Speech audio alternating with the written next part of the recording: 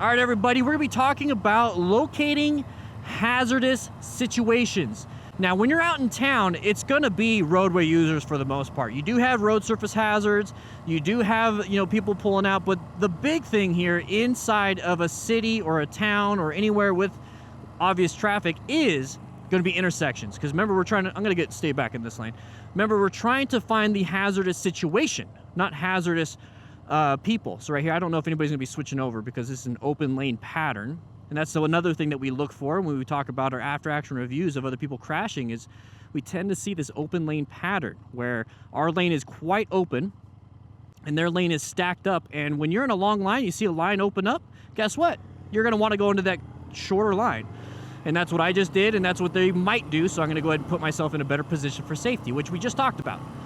So, locating hazardous situations, intersections. Man, so many accidents happen in intersections, so many accidents happen in merging areas, so this was a hazardous situation if there were people. And intersections don't have to be lighted. They don't have to be lighted intersections. They don't have to have stop, like the green, yellow, and red. This is an intersection. It's a T intersection. This is also an intersection. People wanting to do a U-turn in front of you. This is also an intersection. There's no real lights. It's a pedestrian crossing, but it's an intersection. And so anybody can pull out in front of you. This guy can merge in front of me. So when we have locating hazardous situations, right now I'm doing good right here. I'm staggered with this vehicle, but let's get myself in their blind spot. This is a hazardous situation also. What I could do is roll off the throttle or accelerate and get in front of them. I'd prefer to roll off the throttle so I don't speed trying to save myself.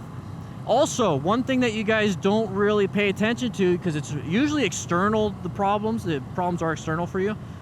Are you the hazardous situation? Are you putting yourself in a bad position? You could be doing that with your mindset. So think about that. So I'm gonna go ahead, instead of lane filtering here, I'm gonna position myself for safety because this is a hazardous situation because there's lots of traffic and it's an intersection. And right here, this is a good position for safety because if somebody, like this red truck behind me, decides to not stop, hopefully they hit the GMC and maybe just clip my leg versus getting me sandwiched. All right, guys, that's locating hazardous situations. You got plenty more. Write in the comments, what hazardous situations have you been a part of?